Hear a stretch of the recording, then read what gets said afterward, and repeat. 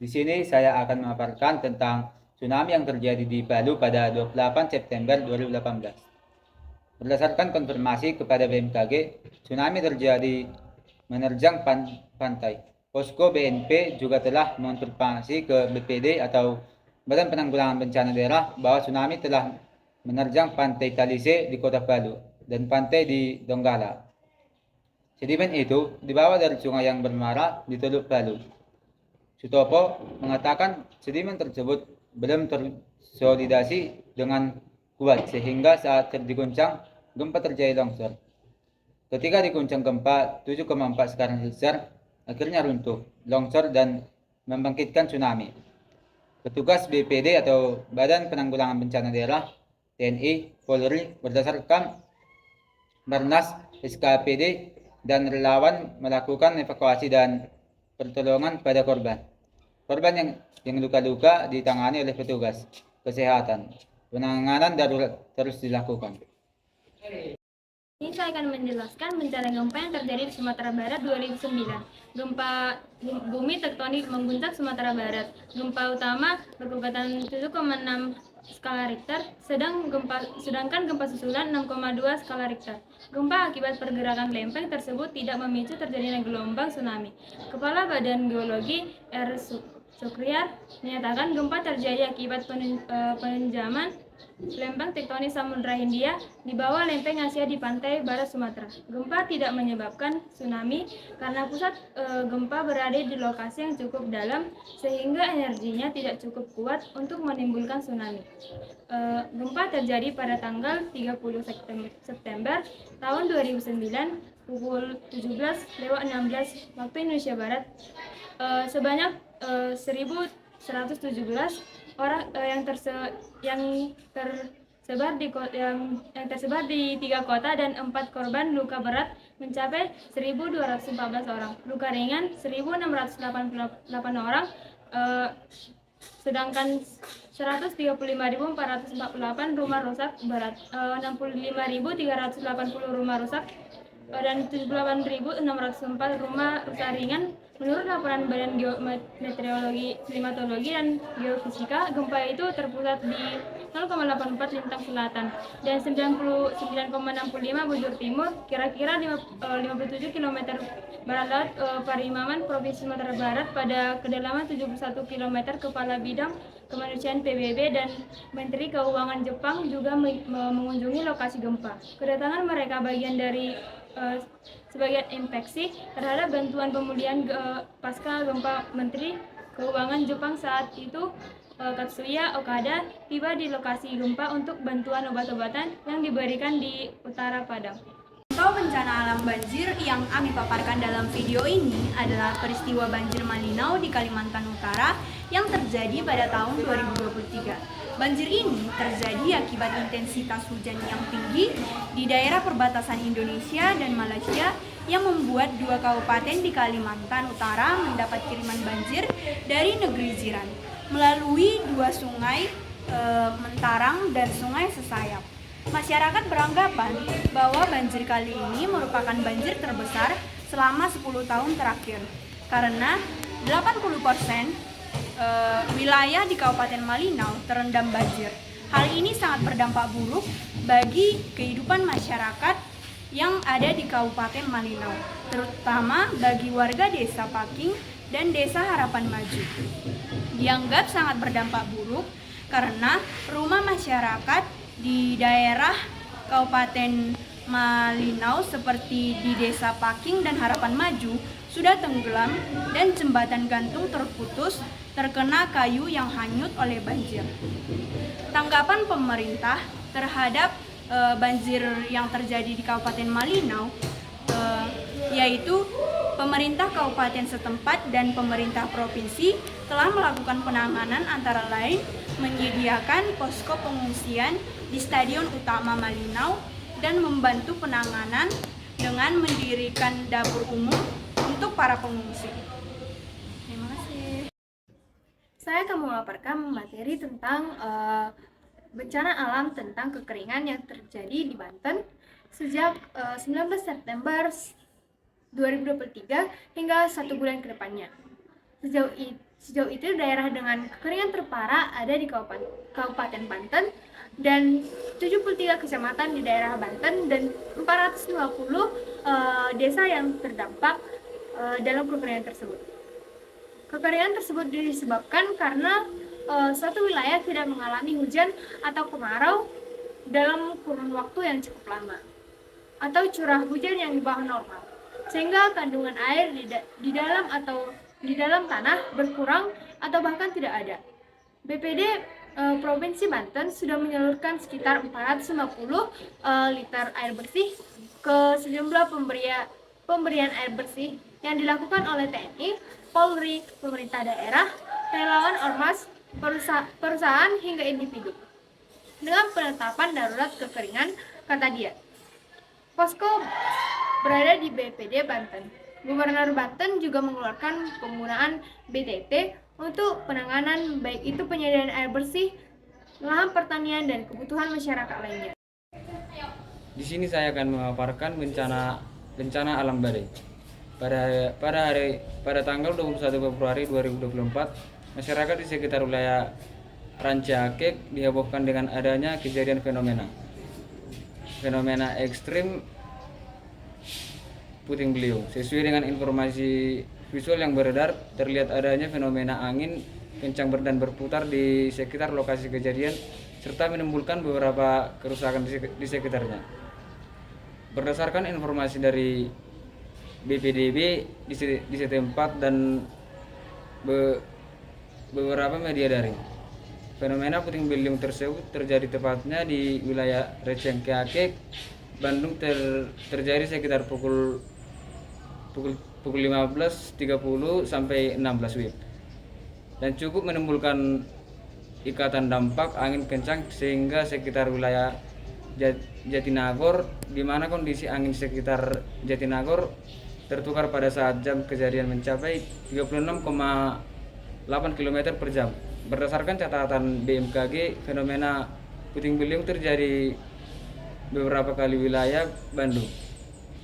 Seperti berdasarkan catatan BMKG, fenomena puting beliung terjadi beberapa kali di wilayah Bandung. Seperti misalkan pada tanggal 5 Juni 2023 terjadi di Desa Bajong Malaka, Desa Ranjamayar, dan Kelurahan Adir, Kecamatan Bleda, Bandung. Di sini saya akan menjelaskan mengenai letusan Gunung Agung yang terjadi pada 2017. Gempa vulkanik telah diamati dari 10 Agustus 2017 dan intensitas aktivitas meningkat dalam minggu-minggu berikutnya. Penurunan aktivitas terjadi pada akhir September sebelum periode kedua dan kegiatan yang lebih besar dimulai pada akhir November.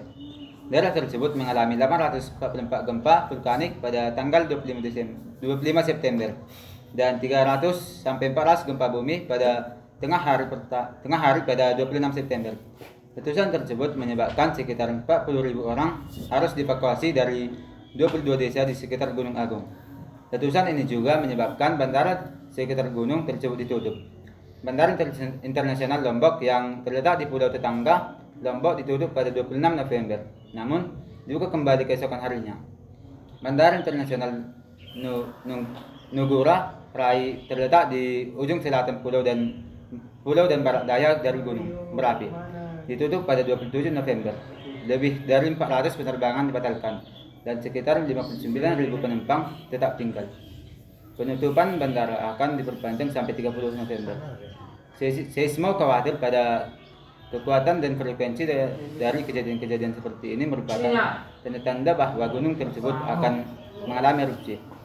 Petugas BBMBG dalam memantau Gunung Agung juga memperhatikan indikator lain, yaitu deformasi satelit dan pendekatan visual. Petugas PVMBG juga memantau evakuasi masyarakat ke tempat yang lebih aman dan membantu keadaan. PVM membantu korban yang meninggal dan membantu rehabilitasi dan rekonstruksi setelah terjadinya gempa. Sekian penjelasan saya, terima kasih. contoh kebakaran hutan yang pernah terjadi di Indonesia. Salah satunya kebakaran hutan terparah di Indonesia terjadi di Kalimantan dan Riau pada September tahun 1997 silam. Kebakaran hutan ini terjadi akibat peladangan tebang bakar yang dilakukan para petani. Berdasarkan data Badan Nasional Penanggulangan Bencana, luas lahan hutan terbakar mencapai 19,7 hektar dan serta menimbulkan 100.000 orang terserang penyakit akibat asap dan 240 orang tewas. Selain jutaan orang terpapar polusi dan musnahnya keberagaman hayati, seluruh wilayah Asia Tenggara menjadi gelap. Bahkan efek kabut asap pun sampai menyebar ke beberapa negara tetangga seperti Malaysia, Singapura, Brunei, dan sebagian ke wilayah Thailand, Vietnam, Filipina, dan Australia. Diperkirakan total kerugian akibat kebakaran hutan di Kalimantan dan Riau mencapai 4,47 miliar US dollar. Tanggapan dari pemerintah terhadap kebakaran hutan yaitu yang pertama, menyelesaikan masalah hak pakai lahan. Yang kedua, memperkuat hukum bagi pelanggar aturan. Dan yang ketiga, mengurangi penebangan kayu tahunan. Dan yang keempat, mengembangkan konsep pengelolaan hutan. Saya akan menjelaskan bencana tanah longsor di Riau 2023. Gerakan terjadi di Desa Pangkalan, Kecamatan Serasan, Kabupaten Natuna, Kepulauan Riau pada hari Senin 6 Maret 2023 pukul 11.15 WIB. Bencana gerakan tanah yang terjadi diperkirakan berupa aliran bahan rombakan atau debris flow. Akibat kejadian tersebut, 10 orang meninggal dan diperkirakan setidaknya 50 orang hilang dan masih dalam pencarian. Akibat kejadian itu diketahui aliran listrik dan sinyal juga ikut putus. 3 kampung di area sekitar longsor telah mengungsi ke tempat yang lebih aman. Karena masih terjadi longsor susulan, warga yang mengungsi diantaranya Kampung Genting, Air Raya, dan Kampung Air Sekain. Kalaksa BPBD Kabupaten Kampar, Kasih Logistik beserta TRC melakukan respon cepat di lokasi kejadian dan melakukan pembersihan material. Masyarakat diminta untuk tetap waspada dan mengikuti petunjuk evakuasi yang diperlukan. Alat berat dan personil sekarang sudah diturunkan. Dampak yang ditimbulkan akibat bencana ini putusnya akses jalan dari Kabupaten 50 Kota menuju arah Pangkalan. Tepatnya terputusnya akses jalan Sumber menuju Riau. Saya akan memaparkan materi tentang gelombang panas yang terjadi di India. Bulan-bulan musim panas utama terjadi pada April, Mei, dan Juni. Salah satu negara yang terpapar gelombang panas adalah India. Gelombang panas ekstrim di India membunuh puluhan orang, memangkas hasil panen hingga sepertiga di beberapa daerah, dan membakar tempat-tempat pembuangan sampah di Delhi, menimbulkan asap beracun di lingkungan sekitarnya. Negara tengah dihantam gelombang panas yang berisiko tinggi. Salah satu daerah yang paling terdampak dengan suhu bak negara ini adalah wilayah Asia. Penyebabnya karena terdapat sistem tekanan yang tinggi berkembang di suatu daerah yang mengakibatkan panas meningkat dan awan menjadi sulit bertumbuh di daerah tersebut. Penyebab gelombang panas di Asia tersebut yaitu disebabkan perubahan iklim hingga kerusakan iklim, hingga menyebabkan suhu rata-rata naik. Kerusakan iklim yang terjadi di Asia tersebut juga disebabkan oleh bahan bakar fosil yakni BBM dan batu bara. Otoritas mengeluarkan sejumlah peringatan yang meminta masyarakat agar mengambil langkah-langkah pencegahan terhadap suhu tinggi. Pemerintah menyediakan tempat tidur, rumah sakit tambahan kepada masyarakat yang terkena dampak dari gelombang panas ini. Sebagian besar pasien yang dirawat berusia sekitar 60 tahun atau lebih, menunjukkan gejala demam tinggi, muntah, diare, kesulitan bernapas, dan masalah terkait jantung. Seorang politisi lokal membagikan buah-buahan segar, kelapa, dan minuman dingin lain untuk membantu warga tetap merasa sejuk di tengah suhu yang mencolok. Ilmuwan telah mengatakan bahwa perubahan iklim berkontribusi untuk gelombang panas yang lebih sering, lebih parah, dan lebih panjang selama berbulan-bulan musim panas.